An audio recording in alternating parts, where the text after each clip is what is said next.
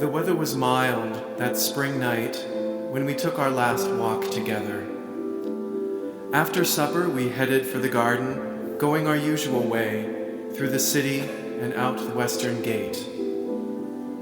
Wild mustard and blood-red poppies covered the hillside along the road into the valley of Kidron. The scent of blossoming almond trees surrounded us.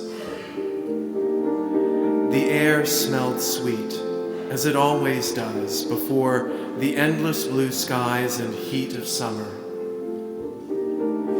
Jesus walked as if he carried a heavy burden. I found this strange because I didn't know that he would be leaving us.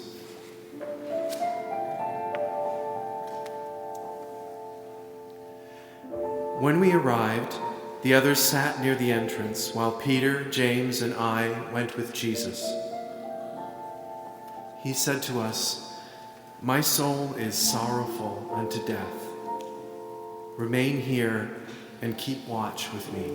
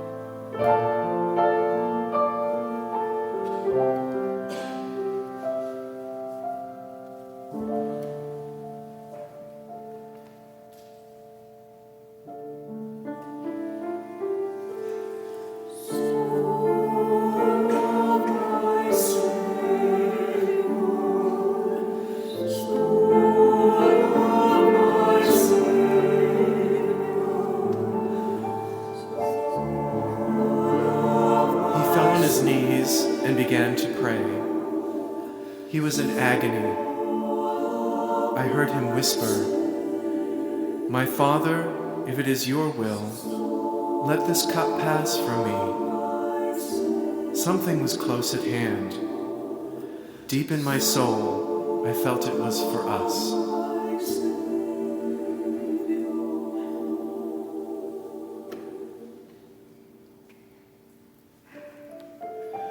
When the Master returned, he found us sleeping. "Could you not keep watch with me? Get up. Let us be going. Behold, the hour is at hand."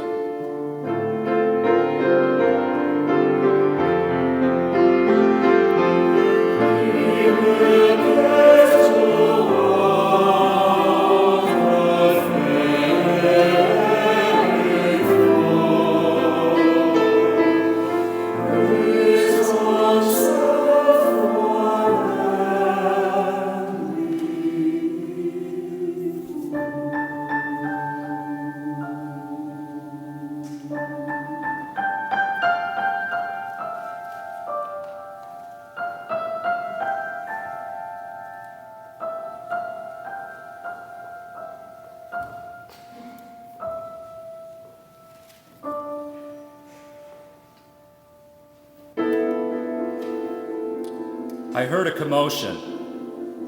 A large mob carrying swords and clubs headed toward us. I was surprised to see one of our own standing with our enemies. When he walked up to Jesus and kissed him, I was filled with rage. Judas, the zealot, the liar, the traitor. Jesus asked him why he was there, but the coward didn't answer. He turned his face away. When the soldiers laid hands on Jesus, I heard a roaring in my head and broke away from the others. I swung my sword and cut off the ear of the high priest's servant.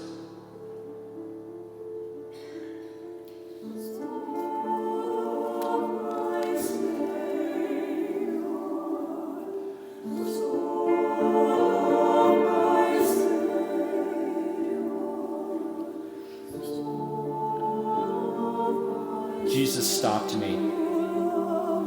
He told me to put up my sword. He said, if I lived by it, then I would die by it. I felt like a fool for losing my temper. But again, the Lord forgave me and restored the servant's ear.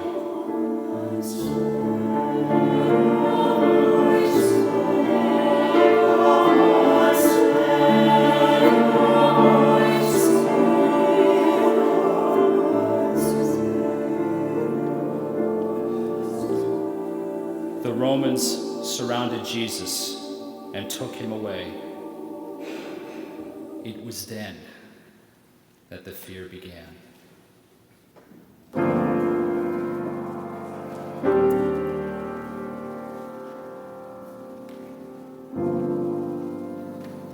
I had seen much in the years that I'd been scribe to the high priest, but never anything like this.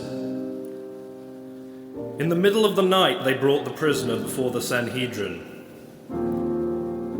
As they questioned him, he kept silent. They accused him of blasphemy. Still, he said nothing. Caiaphas was angry. He needed to prove this man guilty. The Romans had already jailed Barabbas, and he did not want them to think that there would be another uprising. 2 witnesses were called to testify against him. They claimed that he said he'd tear down the temple sanctuary and rebuild it in 3 days.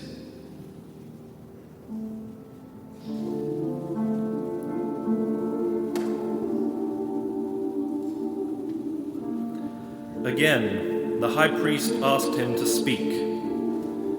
I call upon you to swear and tell us that you are the Christ, the Son of God. The man smiled and answered, if I tell you, you will not believe. But from this time on, the Son of Man will be seated at the right hand of God.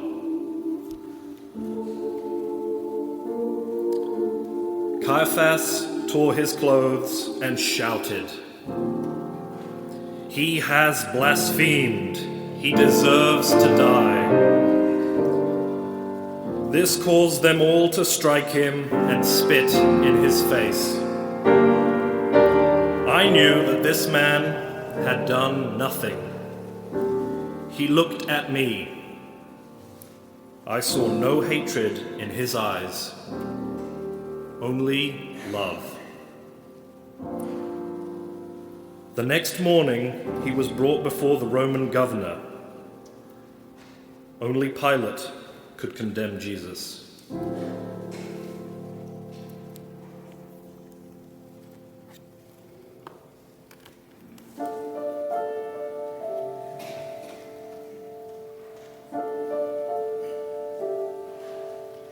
I remember that night very well. The evening started out warm, but soon cooled off. I was in the courtyard getting water for the cook when soldiers came in with a prisoner they called Jesus. After they took the prisoner into the house, I saw a large man come into the courtyard.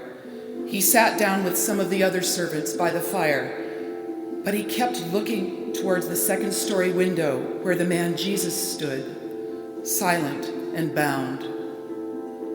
The big man wore a hooded cloak which hid his face. I wasn't sure. but I thought I had seen him in the city. Then I saw his face in the firelight, and I knew. I approached him and said, "You were with Jesus, the Galilean." I don't know what you are talking about. Then he stood up and went toward the gate. One of the other servants followed and asked him the same thing. Again, he denied it, this time with an oath. I do not know the man. Just then, a rooster crowed nearby. Another servant came over and accused him, saying, "Surely you are one of them. Even your speech gives you away." Violently, the man railed at them and swore that he did not know Jesus. Another rooster crowed. Suddenly, his face twisted, and tears began to roll down his cheeks. With a last look at the upstairs window, he ran out into the darkness.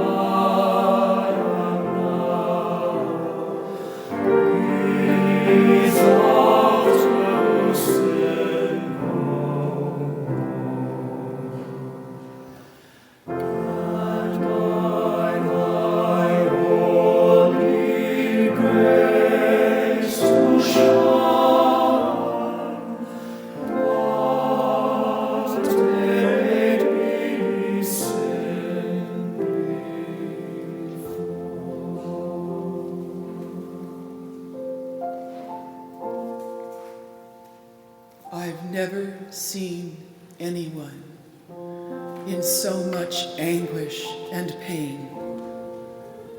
He must have cared deeply for the prisoner. That's when I realized there was something more to this man, Jesus.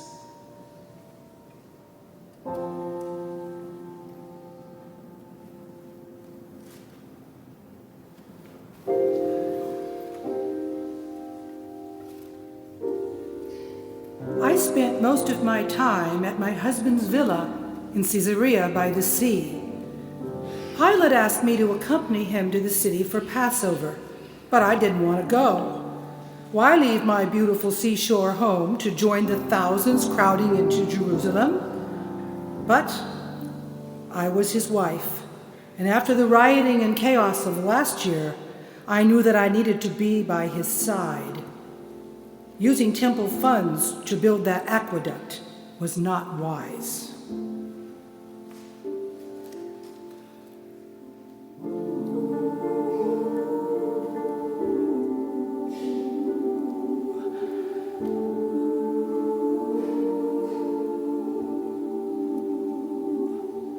After arriving, I came to know something of this Jesus and to hear of the wonders he performed. During that night, I'd had a dream which much frightened me. When I awoke to find that he had been arrested and sent to the palace, I was filled with foreboding. Caiaphas wanted Rome to kill him. I ran to my husband. Pilate must not condemn him.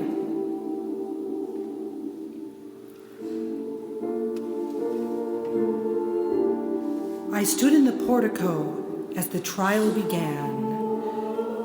As Roman governor of Judea, Pilate was the seat of judgment. A roar from the crowd went up when Jesus, blood running down his swollen face, was brought to stand before them. I watched my husband read and ignore the message that I sent him, begging him not to order Jesus' death. While I knew that Pilate walked a middle road with these people, I felt that he was about to punish a decent man. But the mob shouted stronger and louder. Pilate, fearing another uprising, gave them the rebel Barabbas and ordered Jesus to be crucified.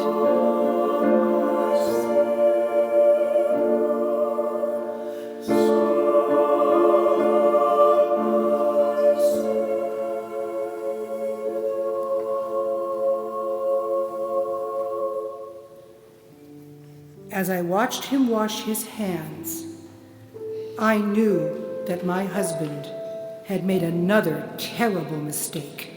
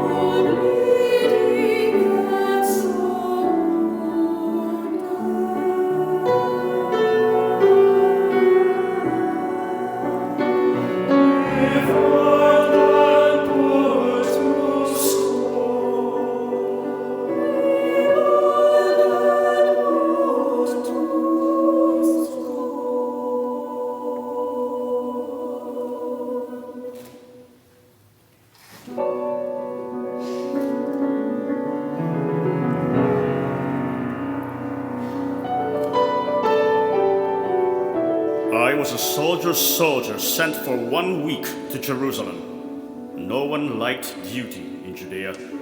It was hot and grimy, and the people were a cantankerous lot. But it was Passover, and my superiors didn't trust the large crowds that gathered in the area. This Jesus had come into the city in triumph, which upset the local leaders. The governor could find no charge against him, but in an attempt to pacify the mob, he sent Jesus to me to be flogged. Our whippings were brutal. Unlike the Jews who quit at 40 lashes, we had no limit. Many did not survive. I thought to myself, surely now he'll speak. But he kept silent still. It seemed wrong. This man had done nothing to Rome. But I had to do my job. I could only watch as my man scourged him until his back was scored with broken flesh and oozing welts. The men fashioned a crown made from dried rose brambles. Blood mixed with his tears as they forced the long thorns into his head. They beat and mocked him, and still he uttered no sound.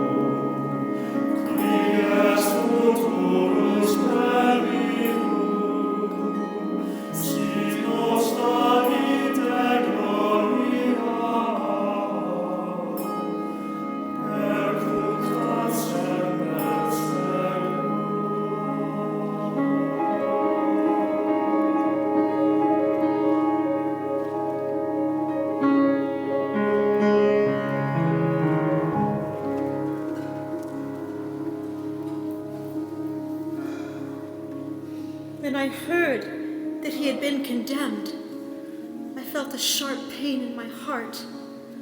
I rushed to the road leading to Golgotha. There were people everywhere.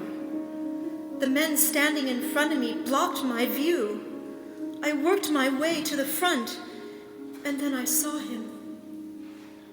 I was horrified to see what the Romans had done to him. When he fell, I had to get to him. I pushed my way through the soldiers, and I ran to his side. I used my veil to wipe the blood and sweat from his face. Even in his pain, I could see the gratitude in his eyes. The soldiers pulled me from him, and then they continued on their way.